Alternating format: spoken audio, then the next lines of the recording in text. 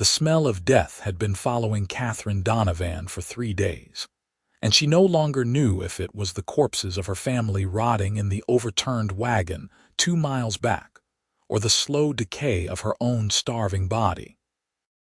She crouched behind a cluster of scrub brush in the Nevada wilderness, her trembling fingers staining purple as she crushed wild elderberries into her mouth, the bitter juice doing little to quiet the gnawing emptiness in her stomach.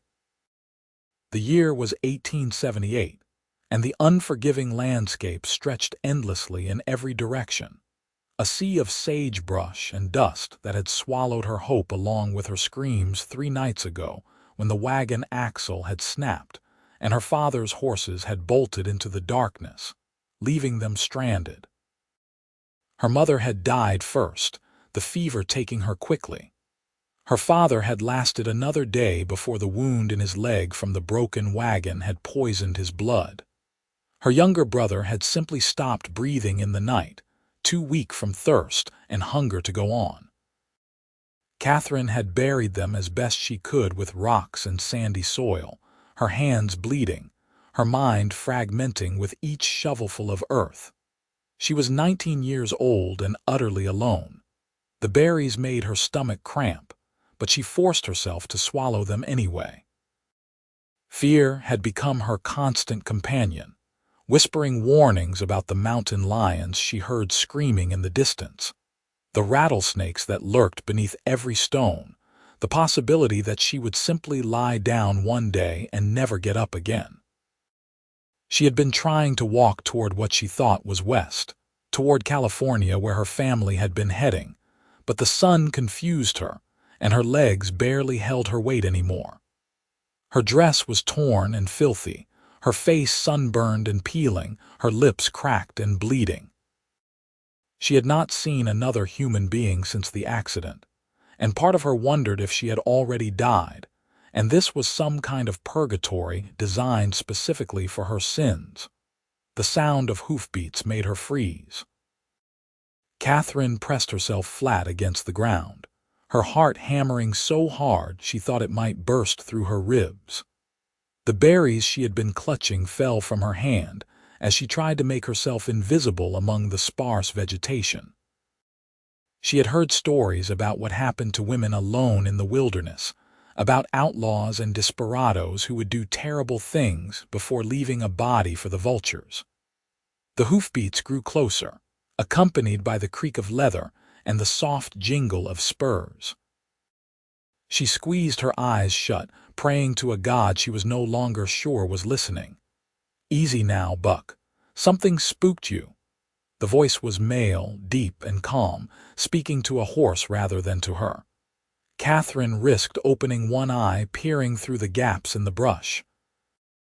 She could see the legs of a large bay horse, and above that, the worn leather of a saddle and the dusty denim of a rider's legs.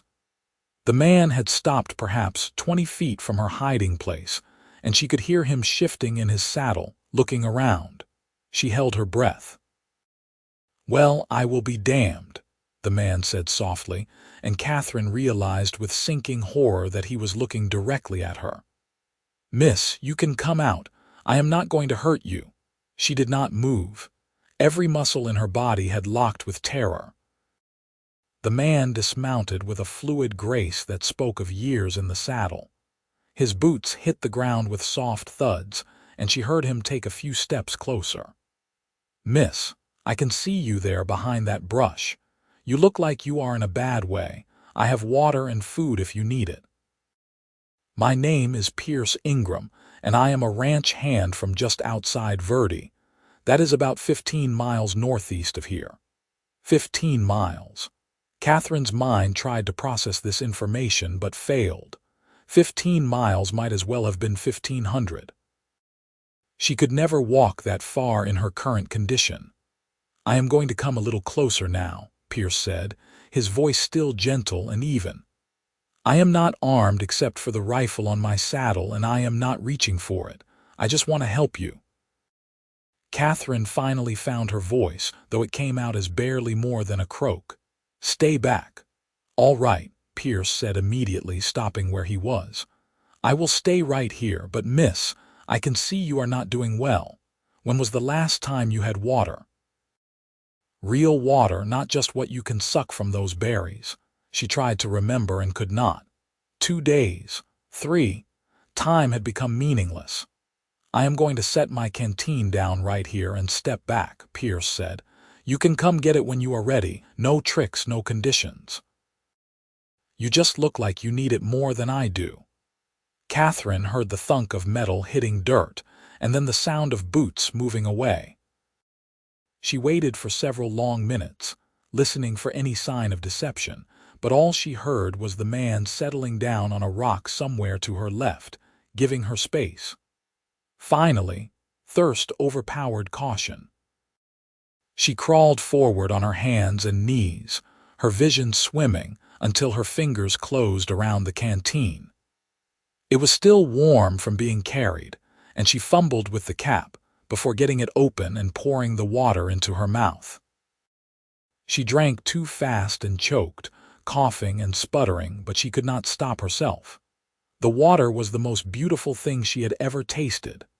Slow down there, Pierce called out, concern evident in his tone.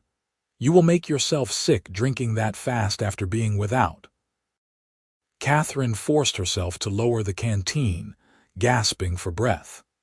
The water hit her empty stomach like a stone, and for a moment she thought she might vomit it all back up, but she managed to keep it down.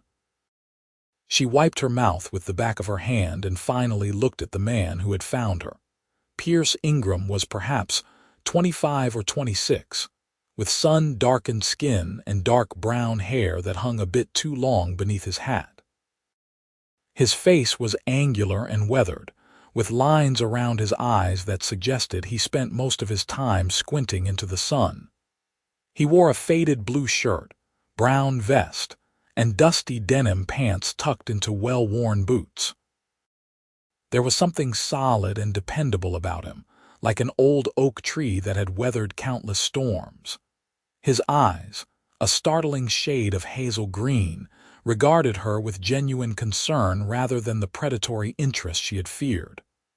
"What is your name, miss?" he asked quietly. "Katherine," she whispered. "Katherine Donovan." "Well, Miss Donovan, I am real glad I found you. How long have you been out here?" The question broke something inside her, and suddenly she was crying great racking sobs that shook her whole body.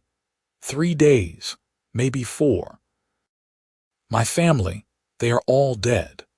The wagon broke and we could not go anywhere and they all died, and I tried to bury them, but I could not dig deep enough and the animals might get to them, and I do not know what to do.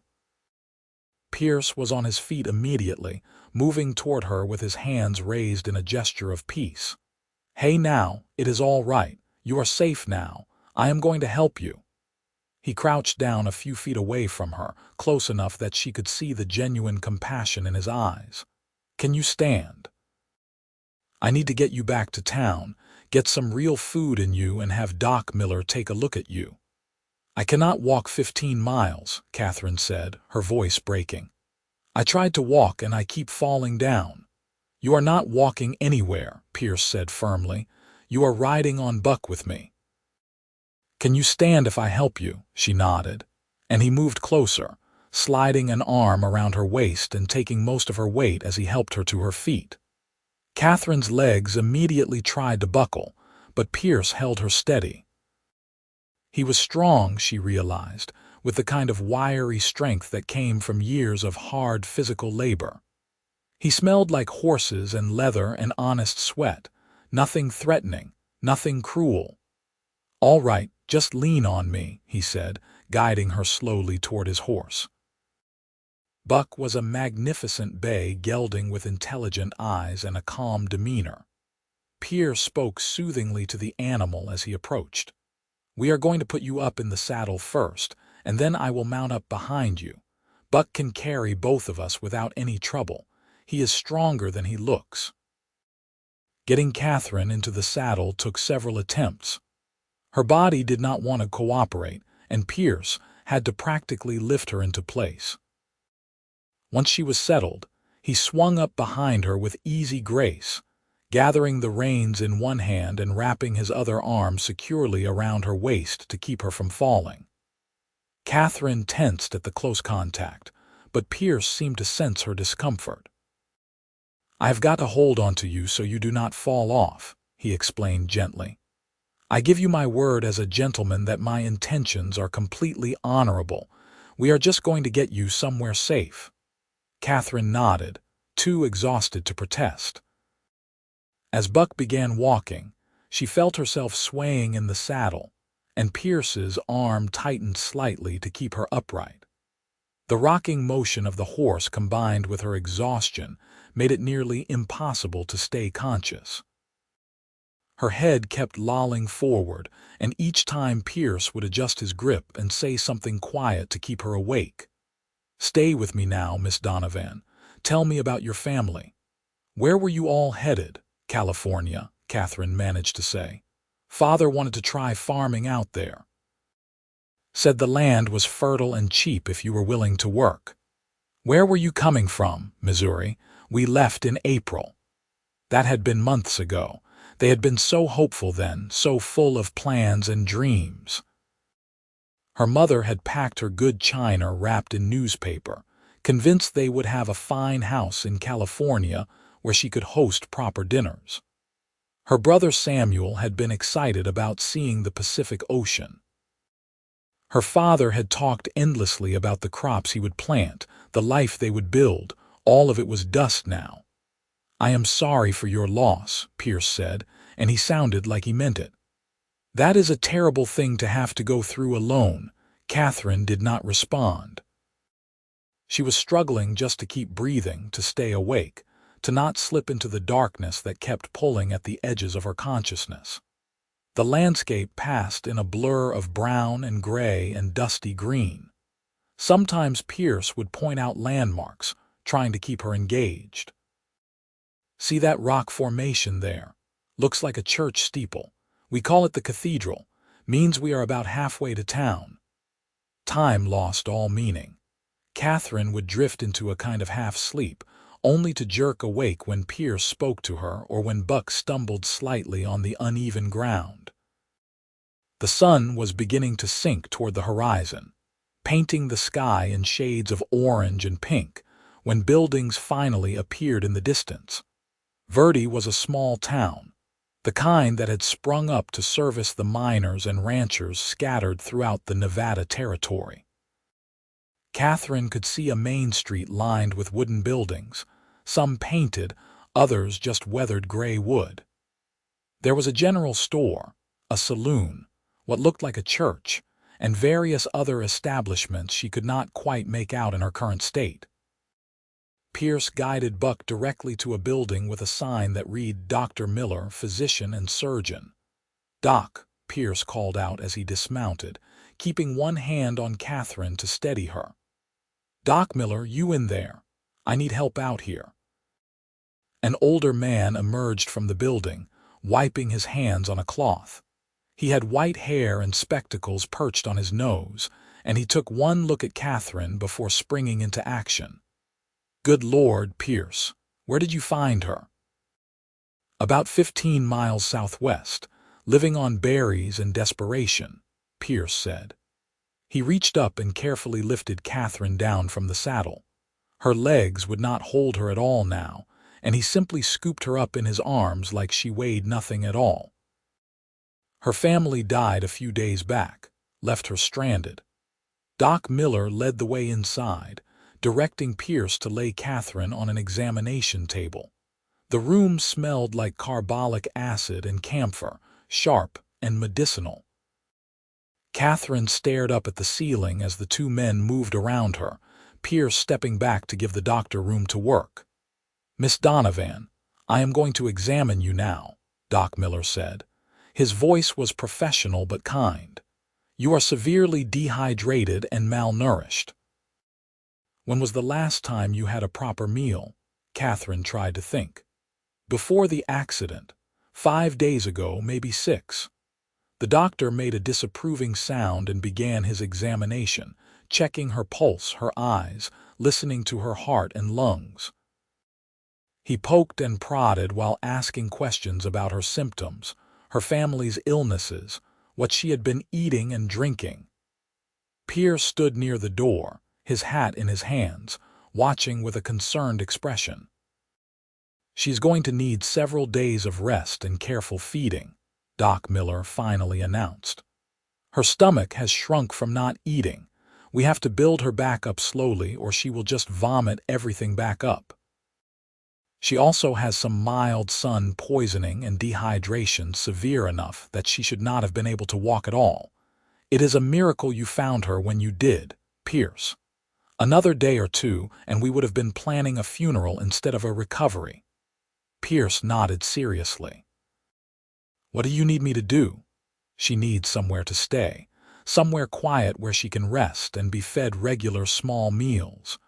Do you think Martha over at the boarding house would take her in?" Pierce frowned slightly. "Martha is full up right now with those railroad surveyors in town. And honestly, Miss Donovan needs someone to keep an eye on her, make sure she is eating and drinking. Martha is too busy for that kind of care." "Then what do you suggest?" Doc Miller asked. There was a long pause. Katherine watched Pierce's face as he considered the question, saw the moment he came to some kind of decision. "She can stay at the ranch. We have that spare room in the main house that nobody is using. Cook can prepare the meals Doc recommends, and there will be people around to check on her." "The McAllister Ranch?" Doc Miller looked surprised. "Does the old man know you are volunteering his hospitality?" "He will be fine with it once I explain the situation," Pierce said with more confidence than Katherine thought the situation warranted. "You know how he is about helping folks in need. Besides, I found her. That makes her my responsibility." Something about the way he said that last part made Katherine's chest tighten. She did not want to be anyone's responsibility, did not want to be a burden or a charity case. But she also knew she had no other options. She was too weak to protest, too desperate to refuse help, and too aware of how close to death she had come. "I cannot pay you," she managed to say, her voice barely audible. "I have nothing left." Pierce looked at her and his expression softened. "You do not owe me anything, Miss Donovan. Sometimes people just need help, and if I am able to give it, then that is what I am going to do. We can figure out everything else later, once you are well." Doc Miller prepared a tonic and gave Pierce careful instructions about Katherine's care. He emphasized the importance of small, frequent meals and plenty of water. He provided a jar of salve for her sunburned skin and another powder to help with the cramping in her stomach. Pierce listened attentively, asking clarifying questions, and Katherine found herself marveling at his dedication to someone he had just met. When the doctor was finished, Pierce picked Katherine up again and carried her outside to where Buck was waiting patiently. Getting her back on the horse was easier this time since she was not trying to help. Pierce settled her in front of him again, and they rode out of town toward the east, where the land began to roll into gentle hills covered with scrub and scattered pines. The McAllister Ranch appeared as the last light was fading from the sky. It was larger than Katherine had expected, with a main house that looked like it had been added onto several times over the years, a large barn, several outbuildings, and a bunkhouse where she assumed the ranch hands lived. Cattle dotted the landscape, dark shapes against the twilight, and she could hear horses neighing from the direction of a corral. Pierce carried her toward the main house, calling out as they reached the porch, "Mr. McAllister, cook, anyone home?" A large man with gray hair and a weathered face emerged from inside, followed by a woman in her 50s wearing an apron. They both stopped short at the sight of Pierce carrying Katherine. "What in the name of Sam Hill?" the man demanded. "Found her out in the scrubland," Pierce said quickly.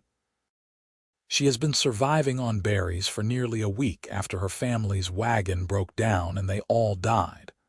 Doc Miller says she needs rest and regular feeding or she is not going to make it. I told him we could help."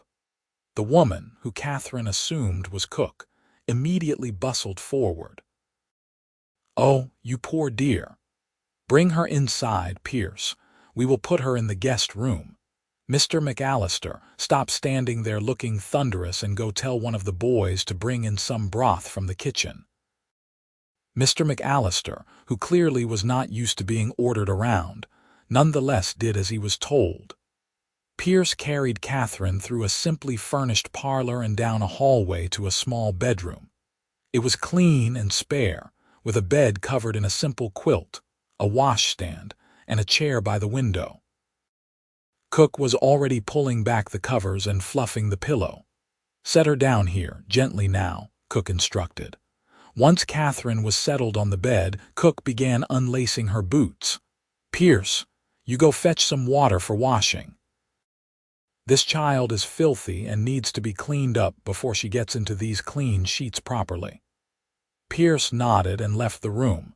Katherine wanted to protest that she could clean herself, but the truth was she probably could not.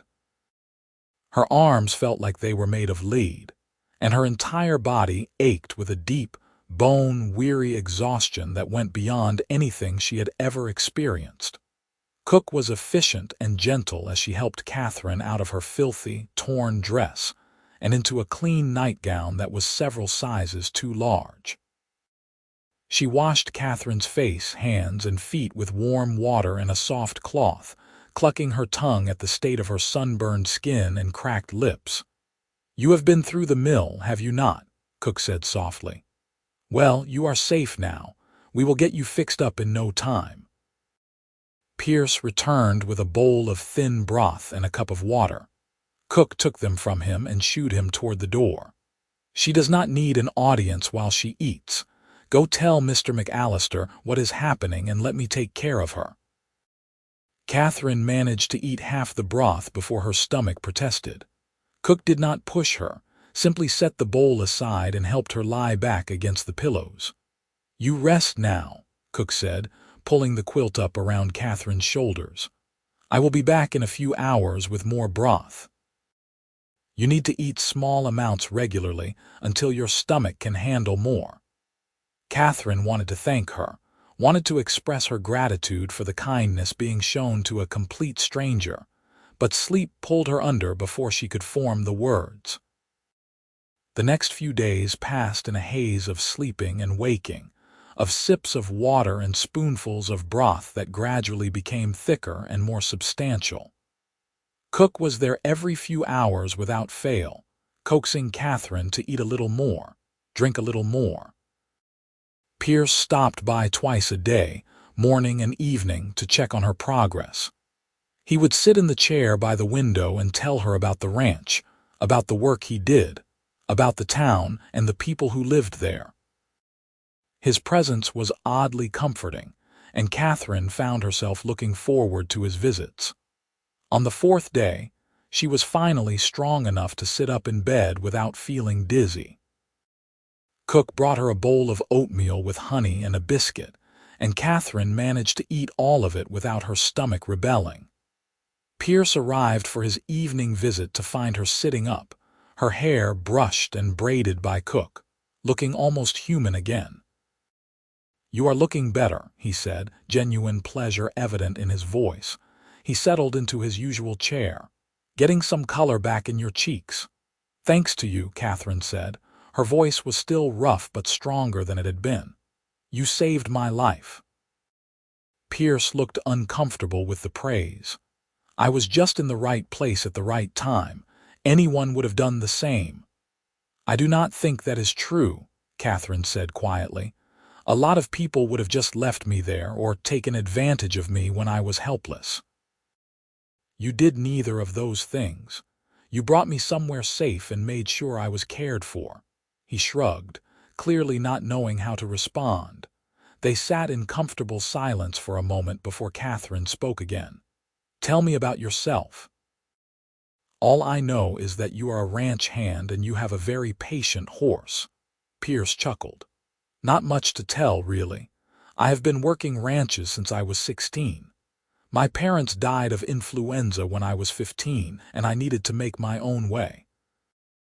I worked several different spreads before landing here at the McAllister place about 3 years ago. It is good, steady work, and Mr. McAllister is a fair boss. I have my own room in the bunkhouse, 3 meals a day, and a decent wage. That is more than a lot of men can say. No family left at all, Katherine asked. Just a sister back in Wyoming. She married a shopkeeper and has 4 children now. We write sometimes, but I have not seen her in years. What about you? Anyone we should contact to let them know you are alive? Katherine shook her head. My mother's sister lives in Ohio, but we have not spoken to her in years. There was some kind of falling out before I was born. My father was an only child, and his parents died before I was old enough to remember them. There is no one. The reality of that statement hung in the air between them. She was utterly alone in the world, without family, without home, without anything except the clothes that Cook had washed and mended for her. We will figure something out, Pierce said firmly. Once you are well enough, we can help you find work in town if you want to stay in Verde, or we can arrange passage to California if you still want to go there. You have options, Miss Donovan. Your life is not over just because your circumstances changed. His confidence bolstered her. For the first time since the accident, Katherine felt like maybe, just maybe, she might actually survive this. Over the next 2 weeks, Katherine grew stronger. She graduated from broth to solid foods, and Cook's excellent cooking put meat back on her bones. She began spending time outside her room, sitting in the parlor or on the porch, watching the rhythms of ranch life unfold around her. She learned that Mr. McAllister ran about 500 head of cattle and employed 6 ranch hands, including Pierce. She learned that Cook's real name was Margaret, but no one had called her anything but Cook for so long that even she seemed to have forgotten. She learned that Pierce was considered one of the best horsemen in the territory, that he could break a wild mustang without cruelty and rope a steer from a full gallop. She also learned that she looked forward to seeing him each day with an eagerness that had nothing to do with gratitude, and everything to do with the way her heart beat faster when he smiled at her. By the end of the 3rd week, Katherine was well enough to help around the house. Cook protested at first, but Katherine insisted. She needed to do something to earn her keep, to feel useful rather than like a burden. She started with simple tasks, helping with dishes and mending, then graduated to helping Cook with meal preparation. She discovered she enjoyed cooking, enjoyed the creative process of combining ingredients to make something delicious. Pierce noticed the change in her during one of his evening visits. She was sitting on the porch shelling peas when he rode up from the south pasture, dusty and tired from a day's work. He dismounted and walked over to her, a smile playing at the corners of his mouth. "You look like you belong here," he said, settling onto the porch step beside her. Katherine felt her cheeks heat with a blush that had nothing to do with the evening sun. "Cook says I have a talent for making bread. She has been teaching me her recipe." "I can attest to that," Pierce said. "I had some of your sourdough at lunch today. Best bread I have had in years, and that is saying something given how good Cook's bread normally is." They fell into an easy conversation about the ranch, about the small dramas that unfolded among the cattle and horses, about the weather and the upcoming roundup. Katherine found herself telling him things she had never told anyone, about her dreams of seeing the ocean, about how she had always felt trapped in their small Missouri town, about her complicated feelings regarding her family's deaths and her own survival. "Sometimes I feel guilty that I am alive and they are not," she admitted quietly. "Like I should have died with them, or at least tried harder to save them." Pierce was quiet for a long moment before responding. "I understand that feeling. When my parents died, I kept thinking about all the things I could have done differently. Maybe if I had noticed their symptoms sooner, or gotten the doctor faster, or prayed harder. But the truth is, death comes when it comes, and sometimes there is nothing we can do about it. Your family would not want you to feel guilty for surviving. They would want you to live, to be happy, to make something of the life you still have. His words settled something inside her that had been restless and aching. Katherine looked at him, really looked at him, and saw not just the cowboy who had saved her life, but a man of depth and compassion and quiet strength. His hazel-green eyes met hers, and something passed between them, an understanding that went beyond words. The moment was broken by Cook calling them in for dinner, but something had shifted. Katherine felt it in the air between them, in the way Pierce's hand brushed hers as they both stood up, in the way he held the door open for her with a gentleness that made her heart ache. That night, lying in bed and staring at the ceiling, Katherine admitted to herself what had been growing for weeks now. She was falling in love with Pierce Ingram, and she had no idea what to do about it. The next morning, Mr. McAllister called Katherine into his study.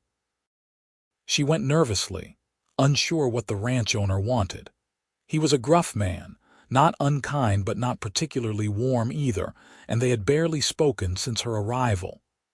"Sit down, Miss Donovan," he said, gesturing to a chair across from his desk. She sat, folding her hands in her lap and trying not to look as anxious as she felt. "You have been here almost a month now," Mr. McAllister began. "Cook tells me you have been helping around the house, making yourself useful." "I want to earn my keep, sir," Katherine said quickly. "I know I have been a burden, and I am grateful for your hospitality, but I do not want to take advantage." Mr. McAllister waved a hand dismissively. "You have not been a burden. In fact, Cook mentioned this morning that she could use some permanent help. Her arthritis has been acting up something fierce, and the work is getting to be too much for her to handle alone. I was thinking we could make this arrangement official. I would pay you a wage, nothing fancy but fair, and you would continue helping Cook with the household duties. Room and board included, of course." Katherine stared at him, hardly daring to believe what she was hearing. "You are offering me a job." "Unless you have somewhere else you need to be," Mr. McAllister said. "I know your family was headed to California. If you still want to go there, I can arrange passage and give you enough money to get started." Katherine thought about it for exactly 3 seconds. California held nothing for her now, just the ghost of her family's dreams. Here, in this unexpected place, she had found safety and purpose. "And Pierce, I would like to stay," she said, "if you truly do not mind." "Would not have offered if I minded," Mr. McAllister said gruffly. "We will start you at $10 a month plus room and board. You can start officially today, though from what Cook tells me, you have already been working for over a week." $10 a month was not a fortune, but it was fair wages for household work, and the room and board made it more than generous. Katherine felt tears prick her eyes. "Thank you, Mr. McAllister. I will not disappoint you." "I am sure you will not. Now go on. Cook is probably waiting for you to help with the midday meal." Katherine practically floated out of the study. She had a job, a place to live, a purpose. She was not just surviving anymore. She was building a new life from the ashes of the old one. Pierce found her in the kitchen an hour later, humming as she kneaded bread dough. "You look happy," he observed, leaning against the doorframe with his arms crossed. "Mr. McAllister offered me a job," Katherine said, unable to keep the smile off her face. "A real job with wages and everything. I am staying." Something flickered across Pierce's face, an emotion Katherine could not quite name, but that made her pulse quicken. "You are staying," he repeated, and his voice held a note of satisfaction. "That is good news, Miss Donovan, really good news." Katherine, she said suddenly. I think after everything you can call me Katherine. Katherine, he repeated, and the way he said her name made it sound like something precious. Then you should call me Pierce. No more of this formal Mr. Business.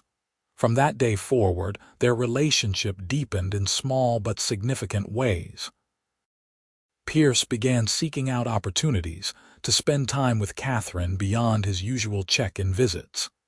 He would offer to help carry water from the well, or walk with her in the evenings after dinner, or teach her about the horses in the corral. Katherine learned that he had a dry sense of humor and a thoughtfulness that sometimes surprised her. He remembered things she mentioned in passing and would bring her small gifts, a particularly pretty rock from the creek, a handful of wildflowers, a book of poetry he had borrowed from Mr. McAllister's library because she had mentioned liking to read. Cook noticed, of course.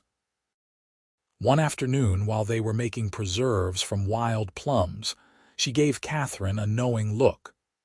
"That Pierce is a good man," she said casually. "Honest, hard-working, treats women with respect, the kind of man who would make a fine husband if a woman was looking for such a thing." Katherine nearly dropped the jar she was holding. "I do not know what you mean." "Sure you do not," Cook said with a smile. "I may be old, but I am not blind. I see the way you two look at each other, like you are the only two people in the world sometimes. Is it that obvious?" Katherine asked, embarrassed. "Only to anyone with eyes," Cook said. "But do not worry, it is a good thing. You both deserve some happiness after the hardships you have been through. Life is short, Katherine, too short to waste time pretending you do not care for someone when you do." Cook's words stayed with Katherine, tumbling through her mind as she went about her work. Did Pierce feel the same way about her as she did about him? She thought he might, based on the way he looked at her, the way he always seemed to find excuses to be near her. But what if she was misreading the situation? What if his kindness was just that and nothing more? Her questions were answered on a warm evening in late September. She had walked down to the creek after dinner to watch the sunset, needing a few minutes of solitude to process her swirling thoughts. She did not hear Pierce approach until he was standing beside her, his presence as solid and comforting as always. "Mind if I join you?" he asked. "I would like that," Katherine said, meaning it. They sat side by side on a large flat rock, watching the sky turn shades of orange and pink and purple. The creek burbled softly beside them, and somewhere in the distance, a coyote howled. It was peaceful in a way that made Katherine's chest feel tight with emotion. "Can I tell you something?" Pierce said suddenly, breaking the comfortable silence. "Of course." He was quiet for a moment, seeming to gather his thoughts. "When I found you out there in the scrubland, I thought you were already dead at first. You were so still, and there was this awful moment where my heart just stopped because I thought I was too late. And then you moved, and I felt this rush of relief so intense it almost knocked me over. I told myself it was just basic human decency, being glad I could help someone in need. But these past weeks, spending time with you, getting to know you, I have realized it was more than that." Katherine's heart was pounding so hard she was certain he could hear it. "What are you saying?" Pierce turned to look at her, and the vulnerability in his eyes took her breath away. "I am saying that I have feelings for you, Katherine. Real feelings that go beyond friendship or obligation or anything else I can rationalize away. I think about you constantly. When I am working, I am counting down the hours until I can see you again.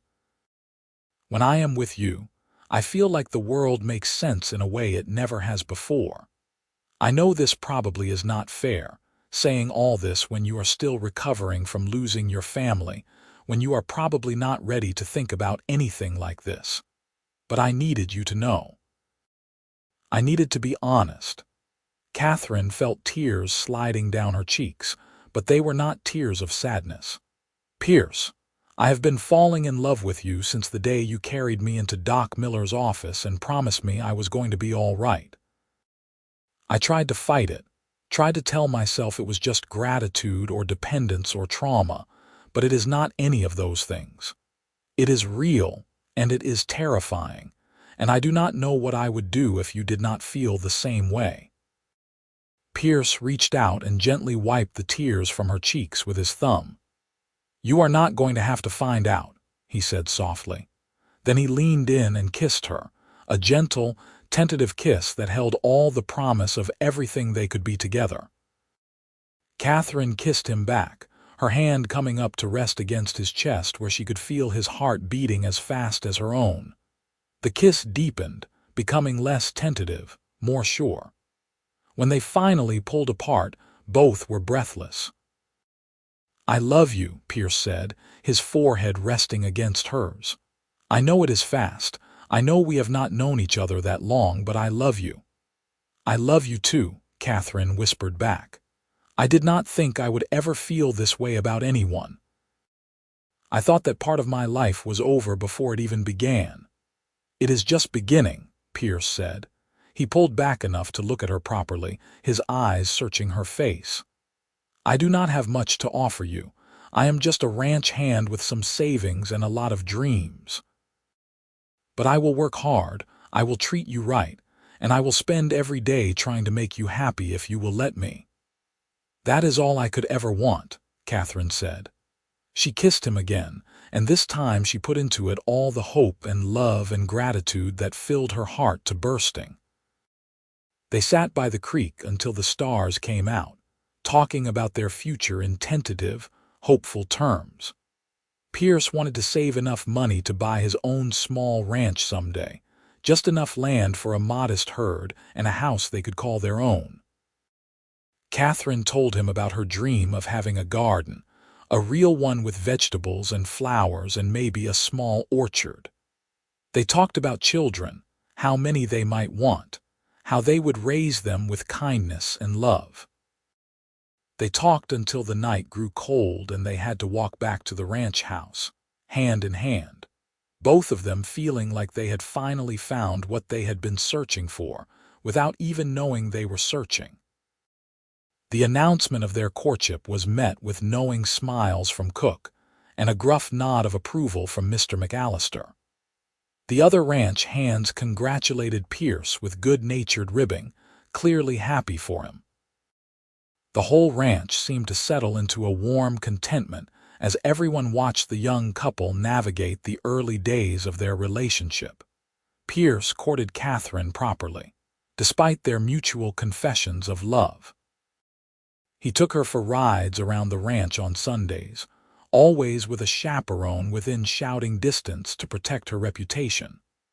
He brought her small gifts and wrote her notes that she tucked into a box beneath her bed. He asked her father before remembering her father was dead, then asked Mr. McAllister's permission to court her formally, which the older man granted with surprising enthusiasm. The weeks turned into months, autumn giving way to winter. Katherine had never seen a Nevada winter before and was surprised by how cold it could get at night, though the days remained relatively mild. She learned to make hearty stews and thick soups that kept the ranch hands warm after long days of winter work. She learned to mend clothes and darn socks, and all the other skills that Cook had mastered over a lifetime of running a household. And she learned what it meant to be loved by a good man. Pierce was attentive without being possessive, affectionate without being inappropriate, supportive without being condescending. He treated her like an equal partner in their relationship, asking her opinions and listening when she spoke. He made her laugh with his dry observations about ranch life, and comforted her on the nights when she still had nightmares about her family's deaths. He was patient with her fears and insecurities, never pushing her beyond what she was ready for. By Christmas, Katherine could not imagine her life without him in it. Mr. McAllister hosted a small Christmas dinner for everyone at the ranch, a tradition he had maintained for years. Cook and Katherine spent days preparing a feast of roasted chicken, potatoes, vegetables, pies, and cakes. The ranch hands cleaned up and put on their best clothes, and for one evening, the dining room was full of laughter and warmth and community. After dinner, Pierce pulled Katherine aside, leading her to the porch despite the cold. She wrapped her shawl tighter around her shoulders and looked at him questioningly. "I know we have not been courting very long," Pierce began, and Katherine's heart began to race because she knew what was coming. "And I know traditionally a man should wait longer before asking this. But Katherine, I wake up every morning and the first thought I have is of you. I go through my day counting the hours until I can see you again. When I think about my future, you are in every single part of it. I cannot imagine my life without you anymore."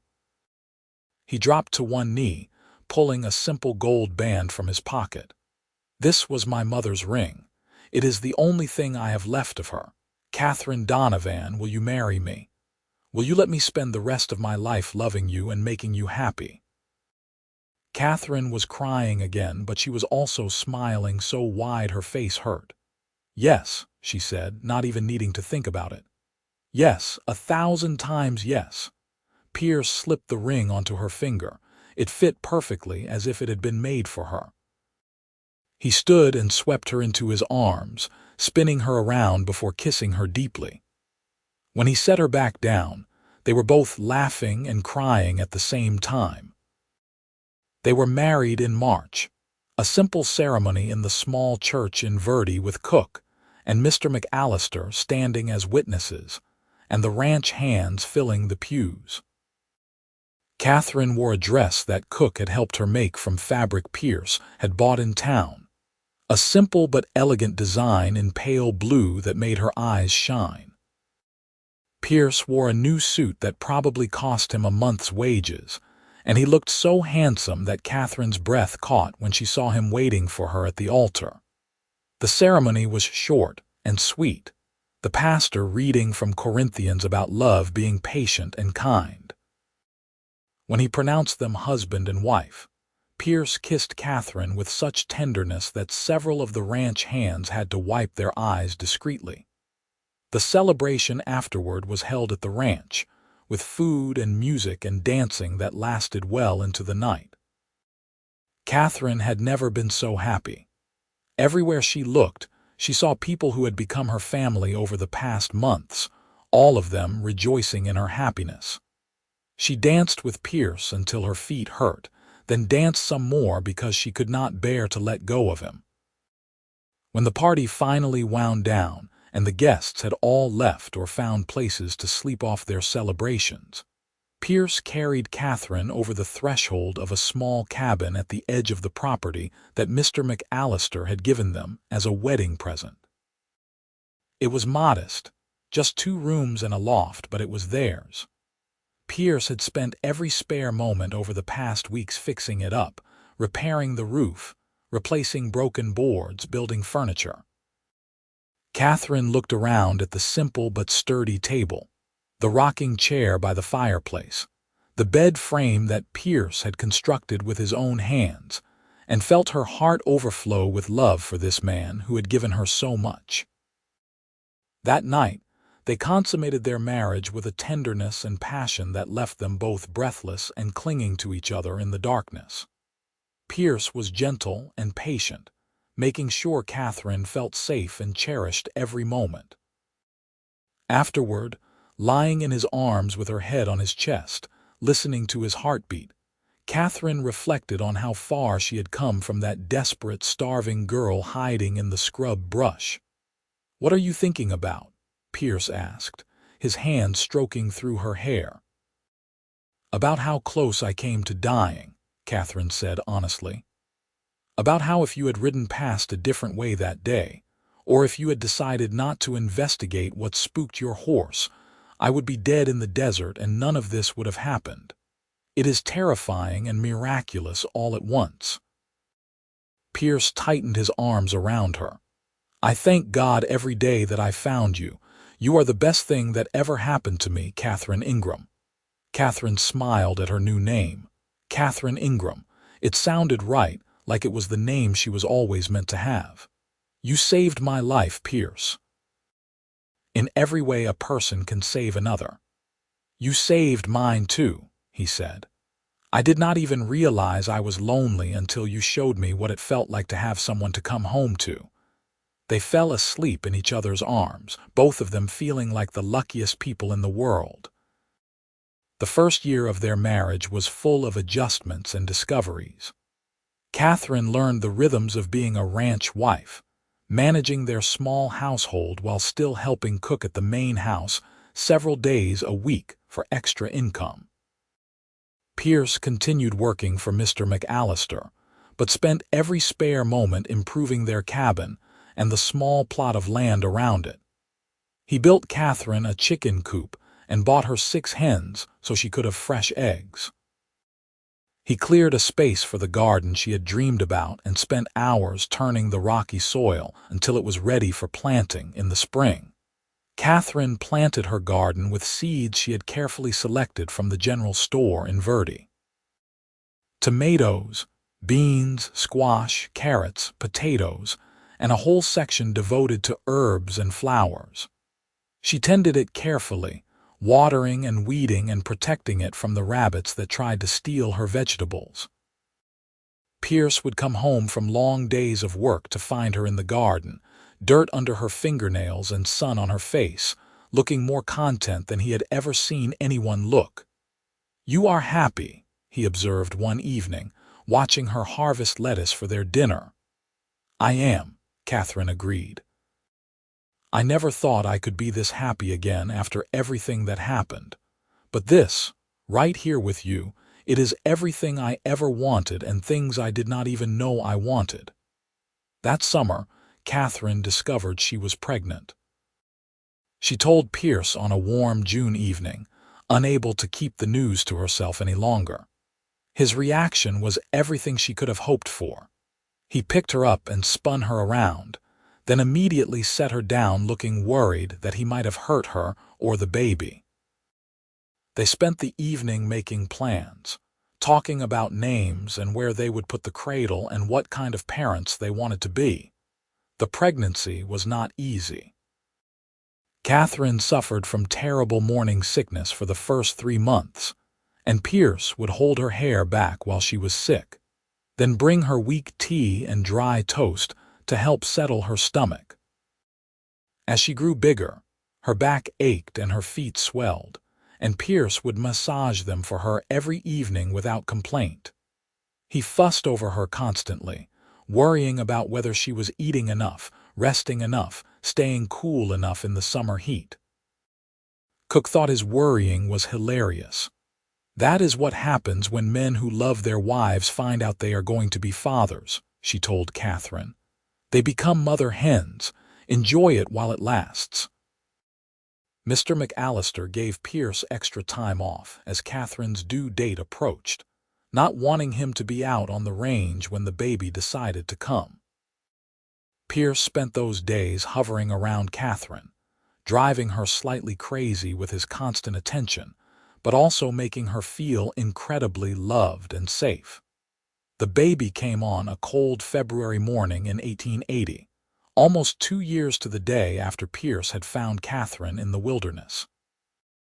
The labor was long and difficult, and there were moments when Katherine was certain she was going to die.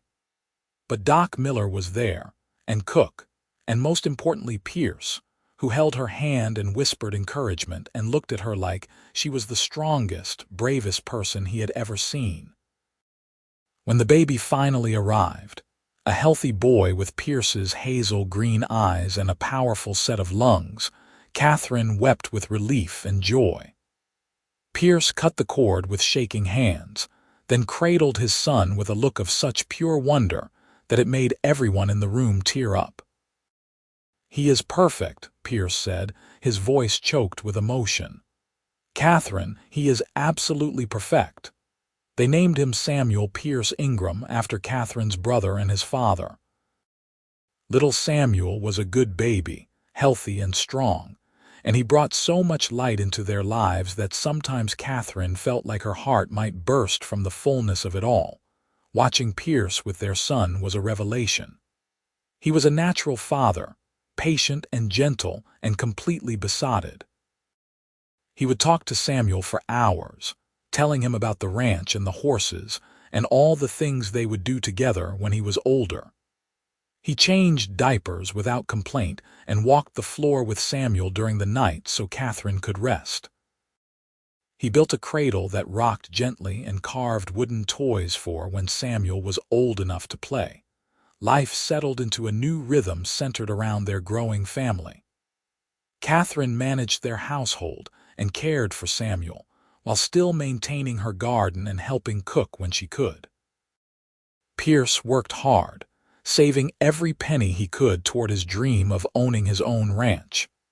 Mr. McAllister, who had grown genuinely fond of the young couple, had hinted that he might be willing to sell them a parcel of his land when the time was right.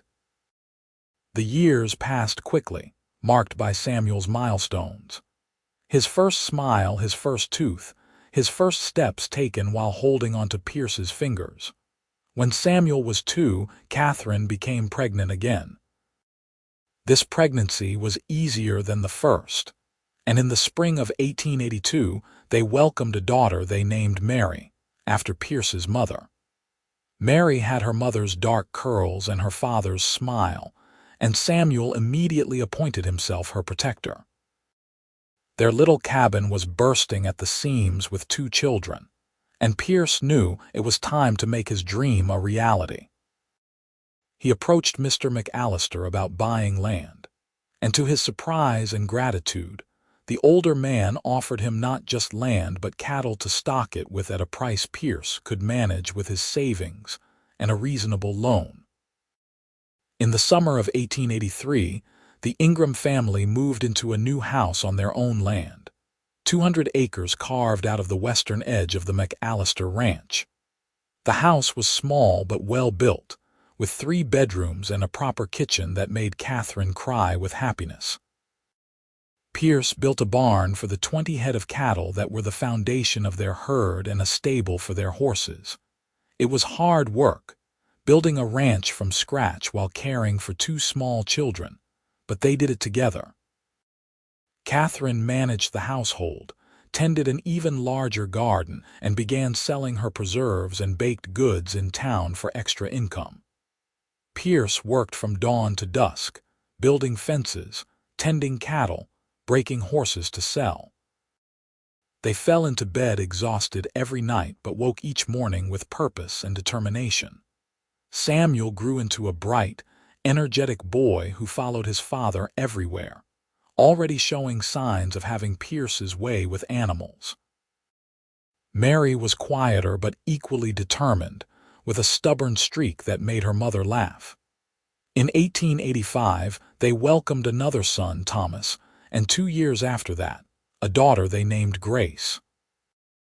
Their family was complete, their home was full of love and laughter, and their ranch was slowly but steadily growing. Pierce had proven himself to be an excellent rancher, with good instincts for cattle and a reputation for honest dealing that brought him regular customers for his horses. Katherine's garden and preserves business had grown to the point where she was supplying several stores in Verdi and the surrounding towns. Life was not always easy. There were hard winters and dry summers, sick cattle and broken fences, childhood illnesses that terrified them, and sleepless nights worrying about money. But they faced everything together, supporting each other through the difficulties and celebrating the victories. On their 10th wedding anniversary, Pierce took Katherine back to the spot by the creek where he had proposed. The children were spending the night with Cook at the main ranch house, giving them a rare evening alone. They sat on the same rock where they had sat all those years ago, watching the sunset paint the sky in familiar shades of orange and pink. "You ever regret it?" Katherine asked suddenly. "Marrying me, taking on the responsibility of a wife and children when you could have been free?"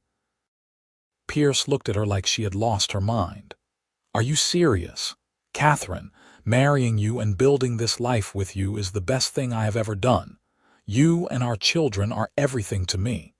Every good thing in my life started the day I found you in that scrub brush." "I was so scared that day," Katherine said softly. "I thought I was going to die alone in the desert, and I was terrified. And then you appeared, like an answer to a prayer I did not even know I was praying. You gave me food and safety when I had nothing but wild berries and fear. You gave me a reason to keep living. You gave me a reason for everything," Pierce said. He took her hand, his thumb rubbing over the gold band that had grown thin from years of wear. "Before you, I was just going through the motions of living, working, sleeping, existing. You taught me what it means to really live, to love, to have something worth fighting for." They kissed as the sun sank below the horizon, both of them remembering that frightened girl and the cowboy who had saved her. Neither of them able to imagine how their lives might have turned out if fate had not brought them together on that dusty Nevada plain. The years continued to unfold. Samuel grew into a young man who shared his father's skill with horses and was already helping significantly with the ranch work. Mary showed an aptitude for numbers and began keeping the ranch's books with a precision that impressed everyone.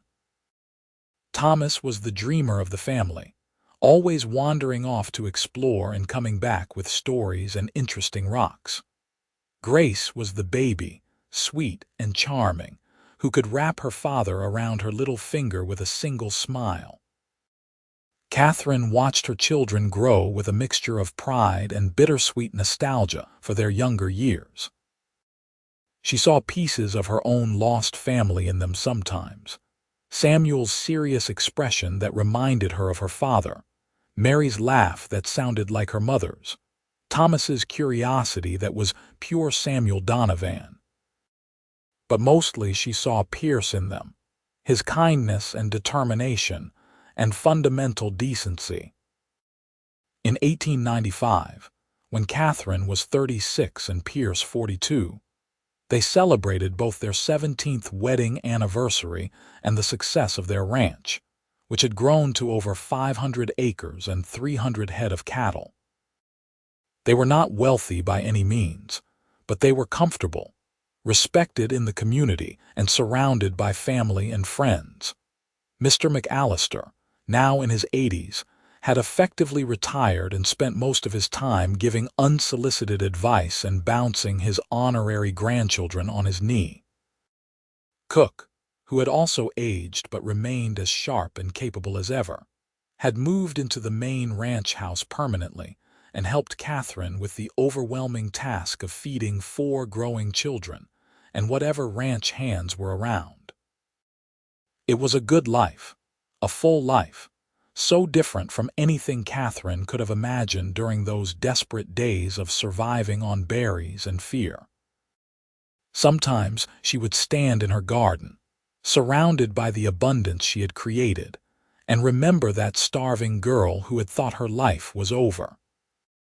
That girl had become this woman, this wife and mother and rancher, and the journey between the two had been paved with love and determination, and the kindness of a cowboy who had refused to ride past someone in need. One evening, as they sat on their porch watching the sunset with Pierce's arm around her shoulders, Katherine said, "Tell me about the day you found me. What made you stop?" Pierce was quiet for a moment, thinking back. Buck shied at something. He was not usually spooky, so I knew something was wrong. At first, I thought maybe it was a rattler or a mountain lion, something dangerous. But then I saw a flash of color that did not belong in the landscape. Your dress, I realized later. I could have told myself it was nothing and kept riding. I was already late getting back to the ranch, and I had a lot of work waiting for me. But something told me to check it out, some instinct or feeling I could not ignore. When I saw you lying there, so still and thin and sunburned, I thought for sure you were dead. And then you moved, just a little, and I felt this overwhelming sense of purpose. Like this was why I had taken that particular route home that day. Like I was supposed to find you. I think you were, Katherine said softly. I think we were supposed to find each other. All the terrible things that happened, losing my family, nearly dying in the desert, they brought me to you. And I know it is probably wrong to think that their deaths served a purpose, but I cannot help feeling like somehow, some way, it was all leading to this.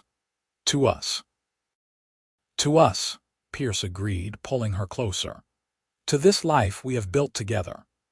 As the years continued to pass, their children grew and began to make their own ways in the world. Samuel married a girl from town, the daughter of the general store owner, and built a house on the eastern edge of their property. He and his wife gave Katherine and Pierce their first grandchild in 1898, a boy they named Pierce Samuel, carrying on the family names.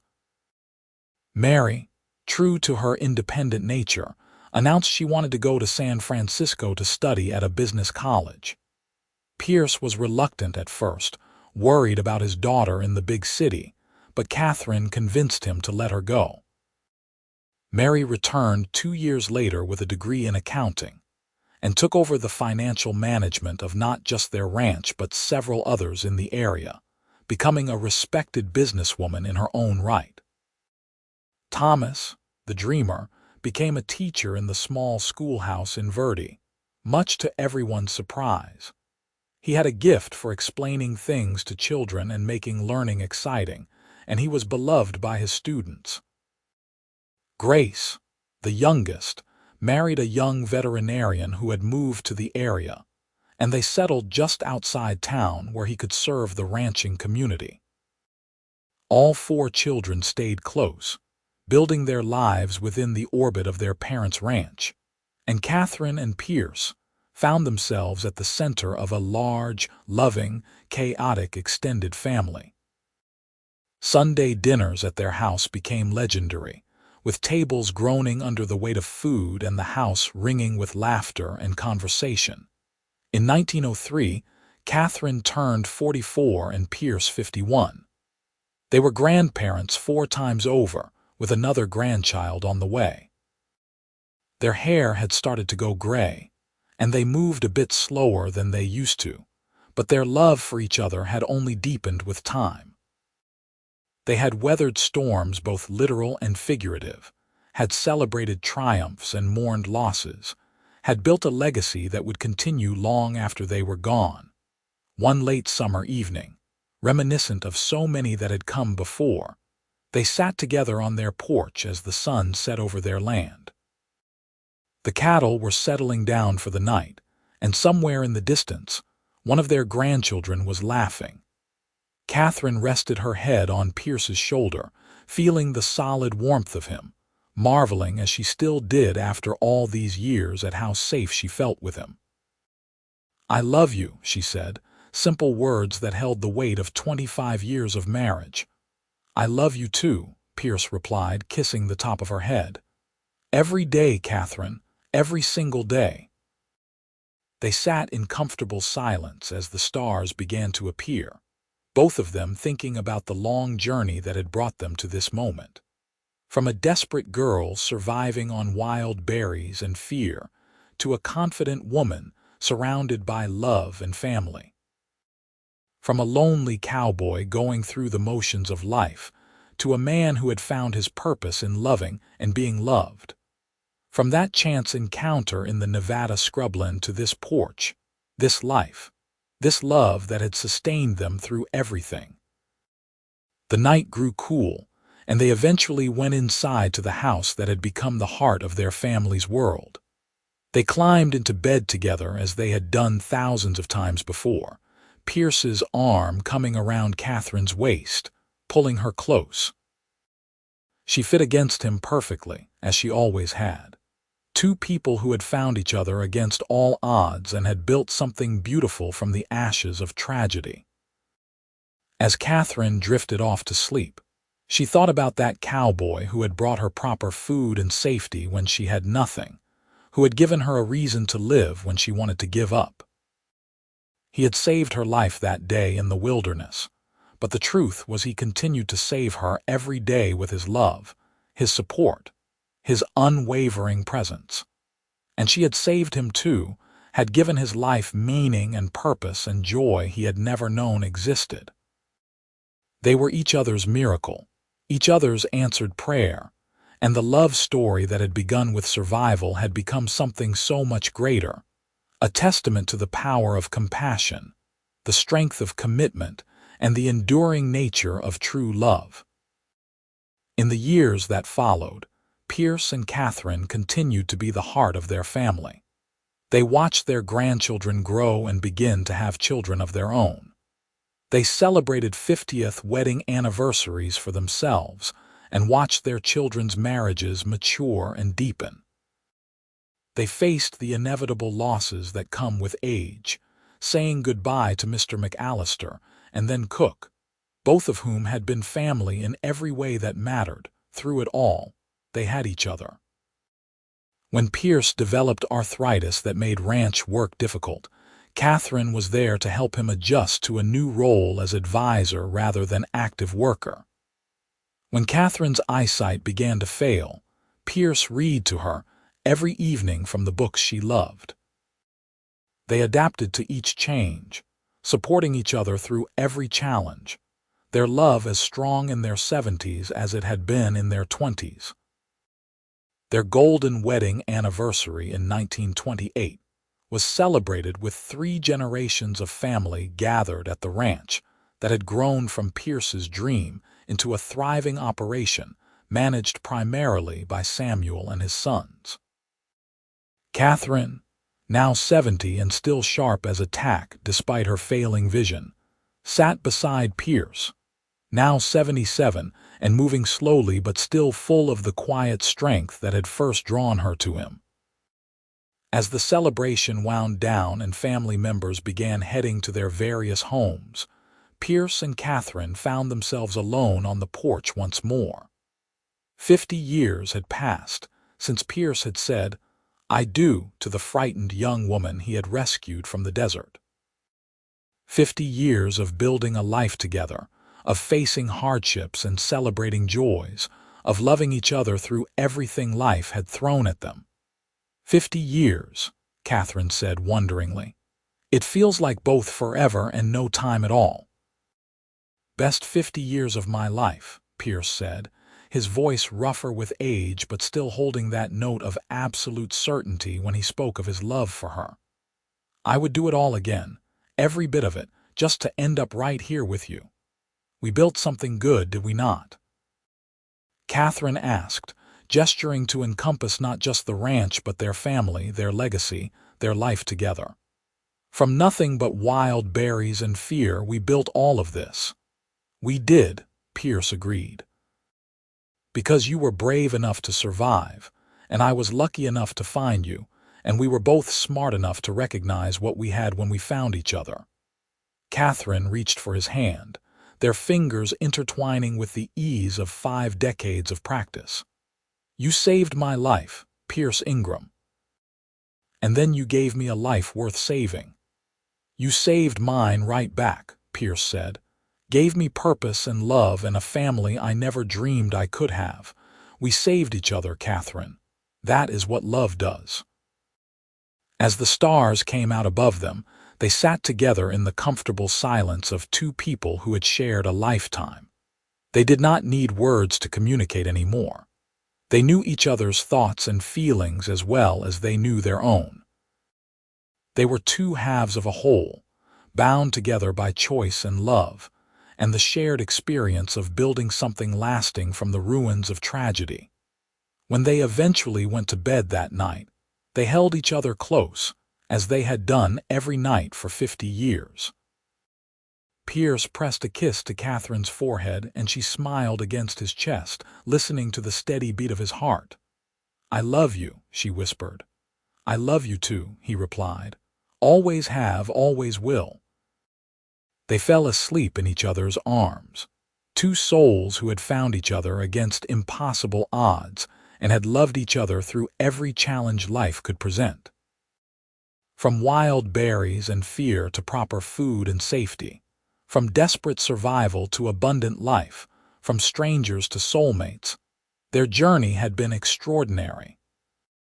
And as they slept peacefully in the home they had built together, surrounded by the family they had created, their love story continued, a testament to the enduring power of compassion, the strength of commitment, and the miraculous nature of finding your person in the vast wilderness of life. Their legacy lived on in their children and grandchildren and great-grandchildren, in the ranch that still bore the Ingram name, in the stories told and retold about the cowboy who had saved the dying girl, and the love that had grown from that act of kindness. It was a story of survival and salvation, of fear transformed into security, of loneliness overcome by love.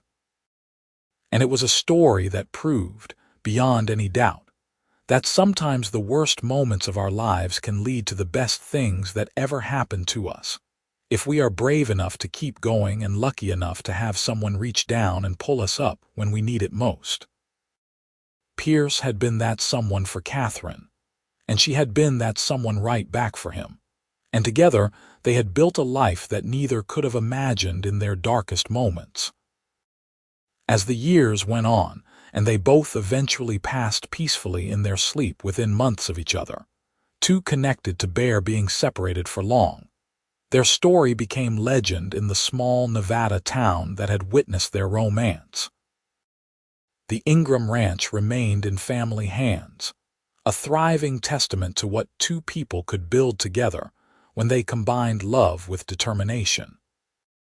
And sometimes, on warm summer evenings, their descendants would sit on the porch of the old homestead and tell the story of how it all began, of the cowboy Pierce Ingram who had been riding home one day in 1878 and found a dying girl surviving on wild berries and fear, and how he had brought her proper food and safety and in doing so had found the love of his life. It was a story that never got old, a reminder that kindness matters, that love endures, and that sometimes the most extraordinary things come from the most unlikely beginnings. Their graves sat side by side in the small cemetery outside Verde, the headstones simple but bearing an inscription that told the whole story in just a few words. Pierce and Katherine Ingram. He saved her life. She gave him a reason to live. Together they built a legacy of love. And that legacy continued, generation after generation, all of it tracing back to one moment of compassion, one decision to stop and help, one act of kindness that changed two lives forever and created ripples that would extend far into the future. It was a perfect ending to a love story that had begun in the wilderness and had grown into something beautiful and lasting, a happily ever after earned through courage, commitment, and the kind of love that only comes once in a lifetime.